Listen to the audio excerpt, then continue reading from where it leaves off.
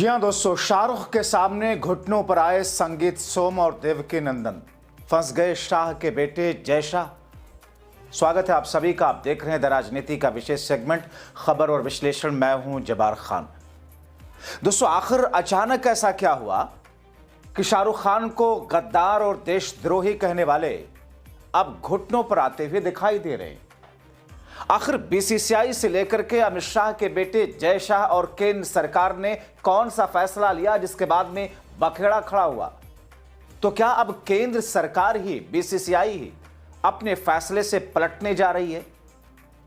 आखिर जिन लोगों ने शाहरुख खान पर सवाल उठाए, उन्होंने केकेआर के को-ऑनर जूही चावला और जय मेहता पर सवाल क्यों नहीं उठाए? आखिर उन्होंने मोदी सरकार, बीसीसीआई, अमित शाह के बेटे जय शाह पर सवाल क्यों नहीं उठाए? क्या ये सब कुछ भारतीय जनता पार्टी की कथित नफरती राजनीति का एजेंडा है? विस्तार से दोस्तों आपको सब कुछ बताते हैं।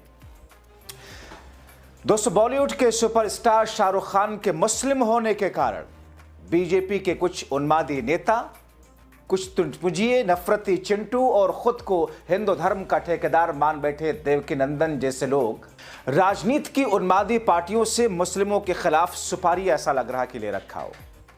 वो नफरत और हुड़दंगई की ऐसी पराकाष्ठा पर बैठे हैं कि लोकतंत्र और संविधान के धज्जियां उड़ाने लगे। बीजेपी का पूर्व विधायक संगीत सोम और देवकी नंदन जैसे लोगों ने शाहरुख के सुपरस्टार होने के कारण नहीं, उनके मुस्लिम होने के कारण शाहरुख को गद्दार, देशद्रोह कहते हुए केकेआर के लिए बांग्लादेशी खिलाड़ी और शाहरुख खान की पिटाई की बात कर रहे। मगर केंद्र की मोदी शाह की सरकार आंख बंद करके मंद ही मंद मानो मुस्कुरा रही हो कि चले चापड़ हमारा काम तो आसान कर ही रहे, हमारा एजेंडा लागू कर ही रहे। दोस्तों, आप देखिए कि केंद्र की मोदी सरकार की सहमति से शाह के बेटे जय शाह के फैसले के बाद बीसीसीआई द्वारा बांग्लादेशी खिलाड़ियों को भारत के आईपीएल में खेलने की इजाजत देने के बाद बांग्लादेश के खिलाड़ी आईपीएल के लिए नीलाम हुए। और जहां तक बात केकेआर की है, तो उस टीम के ऑनर ने फिल्म एक्ट्रेस जूही चावला भी हैं, उनके पति जय मेहता भी हैं। मगर लोकतंत्र और संविधान को कुचलने वाले इन गुंडों को सिर्फ शाहरुख खान को निशाने पर लेना था, क्योंकि वो उसके नाम में खान लगा है, क्योंकि वो मुस्लिम है। दोस्तों, कांग्रेस नेता सुरंज राजपूत ने बीजेपी के संगीत सोम और कुछ उन्मादी हिंदू धर्म गुरुओं को आईना दिखाते हुए क्या कहा, कैसे लंका लगाई, जरूर सुनिए। भारतीय जनता पार्टी के नेता आज शाहरुख खान को देशद्रोही बोल रहे हैं क्योंकि उसने बांग्लादेश के क्रिकेट खिलाड़ी को आईपीएल में ले लिया। जय शाह को कुछ नहीं बोल रहे हैं, अमित शाह को कुछ नहीं बोल रहे हैं, नरेंद्र मोदी को कुछ नहीं बोल रहे हैं, जिन लोगों ने आईपीएल में इन खिलाड़ियों को रखवाया है। अगर सरकार नहीं रखवाएगी, भाजपा नहीं रखवाएगी, तो शाहरुख खान कैसे लेंगे?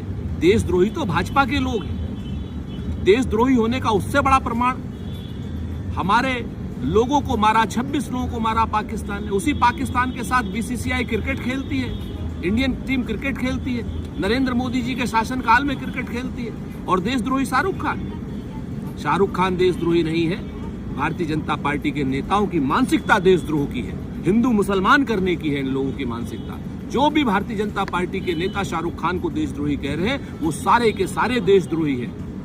उन लोगों की हिम्मत नहीं है, हैसियत नहीं है, हौसला नहीं है कि वो अमित शाह जी को, जय शाह जी को या नरेंद्र मोदी जी को कुछ कह सके। अगर हिम्मत है तो उन लोगों को कहिए जिन लोगों ने पाकिस्तान से क्रिकेट खिलवाया है हिंदुस्तान की टीम को, और वो सिर्फ और सिर्फ भारतीय जनता पार्टी और नरेंद्र मोदी की सरकार है जिसकी वजह से पाकिस्तान से हिंदुस्तान की क्रिकेट टीम मैच खेली है। शाहरुख खान देशभक्त हैं, उनको किसी प्रमाण की आवश्यकता नहीं है। दरअसल दोस्तों, ये विवाद बांग्लादेश में हिंदुओं पर हमलों की वजह से उठा। हालांकि यही लोग सितंबर 2025 में भारत पाकिस्तान क्रिकेट मैचों पर चुप्पी साधे रहे, जब केंद्र की मोदी सरकार ने भारत को पाकिस्तान के साथ मैच खेलने की इजाजत दे दी, जबकि ऑपरेशन सिंदूर हो चुका था, जबकि पहलगाम में आतंकी हमला हो चुका था और उस टूर्नामेंट को भारत सरकार ने इजाजत दी, आईसीसी ने कराया था। आईसीसी के चेयरमैन कौन है? अमित शाह के बेटे हैं, जय शाह हैं। यानी कि पहलगाम में आतंकी हमला करके, घुसपैठ करके मोदी और शाह की सरकार के उन तमाम सुरक्षा के बंदोबस्त को तोड़ करके पाकिस्तानी आतंकी घुसते हैं, हमारे मासूमों को मारते हैं, उसके बाद भारत सरकार उन्हें से मैच करवाती है। अब दोस्तों, आईसीसी के चेयरमैन तो जय शाह ही हैं, केंद्रीय गृह मंत्री अमित शाह के पुत्र हैं। विशेषज्ञों और विपक्षी नेताओं ने इसे बीजेपी की दोहरी नीति करार दिया। हालांकि बीसीसीआई ने स्पष्ट किया कि बांग्लादेश दुश्मन देश की सूची में नहीं है। तो जब भारत सरकार ही बांग्लादेश को दुश्मन देश की सूची में नहीं रख रही, जब बीसीसीआई कह रही है कि खेलेंगे बांग्लादेश के खिलाड़ी, जब अमित शाह का बेटा जय शाह बोल रहा है कि खेलेंगे बांग्लादेश के खिलाड़ी, तो ये कौन है ये संगीत सोम और देवकी नंदन जैसे नफरती चिंटू? और मैं इसलिए कह रहा हूं, डंके की चोट पर कह रहा हूं कि साहब, आप कानून को तोड़ रहे हो, आप संविधान को तोड़ रहे हो, आप लोकतांत्रिक मूल्यों के धज्जियां उड़ा रहे हो। ठीक वैसे ही जैसे गाजियाबाद का वो वीडियो आपने देखा होगा, एक नफरती पुलिस इंस्पेक्टर एसएचओ वो मेटल डिटेक्टर वाली मशीन इंसान की बॉडी पर लगा करके चेक कर रहा कि बांग्लादेशी मुस्लिम है या भारतीय हैं। ये स्थिति आ गई है। अब दोस्तों, जब बांग्लादेश को दुश्मन सूची में नहीं रखा गया, पाकिस्तान को तो तुमने दुश्मन सूची में भी रखा है, उसके खिलाफ लड़ाई भी लड़ी है, ऑपरेशन सिंदूर चलाया है, बावजूद इसके तुम्हारी सरकार ने, तुमने पाकिस्तान के खिलाड़ियों के साथ मैच खेलने की इजाजत दी। कौन है ये देवकी नंदन ठाकुर? कौन है ये संगीत सोम? कानून से बड़ा है, इस देश के संवैधानिक मूल्यों से बड़ा है? नहीं हो सकता है। मगर अंधेर नगरी चौपट राजा सब कुछ चल रहा है। संगीत सोम जो कह रहा है वो जरूर सुनना चाहिए दोस्तों। बीजेपी नेता और पूर्व विधायक संगीत सोम ने कहा कि शाहरुख खान जैसे लोग बांग्लादेशी खिलाड़ियों को टीम में जगह दे रहे हैं, ऐसे गद्दारों के लिए देश में कोई जगह नहीं होनी चाहिए। अब दोस्तों, अगर शाहरुख खान गद्दार है तो संगीत सोम का तो पूरा खानदान गद्दार होगा, देवकी नंदन के तो पूरे मानने वाले गद्दार होंगे, क्योंकि अगर आधार वही है और जिस बात की इजाजत केंद्र की मोदी सरकार दे रही है, जिस बात की इजाजत बीसीसीआई दे रहा, जिस बात की इजाजत आईसीसी दे रहा, जिस बात की इजाजत अमित शाह के बेटे जय शाह दे रहे हैं, मगर इनको कौन मिला? शाहरुख खान। क्योंकि शाहरुख खान के नाम पर इन तुझपुंजिये नेताओं को पब्लिसिटी जो मिलती है, शाहरुख खान के नाम पर संगीत सोम जैसे नफरती चिंटू को शोहरत जो मिलती है, शाहरुख खान के नाम पर देवकी नंदन ठाकुर जैसे खुद को धर्मगुरु कहने वाले नफरतियों को, उनके उन्मादियों की भीड़ जो बढ़ती है। इसीलिए दोस्तों, मैं डंके की चोट पर कह रहा हूं कि अगर शाहरुख खान को गद्दार और देशद्रोही कह रहा है ये संगीत सोम और देवकी नंदन, तो इनसे बड़ा गद्दार कौन हो सकता है?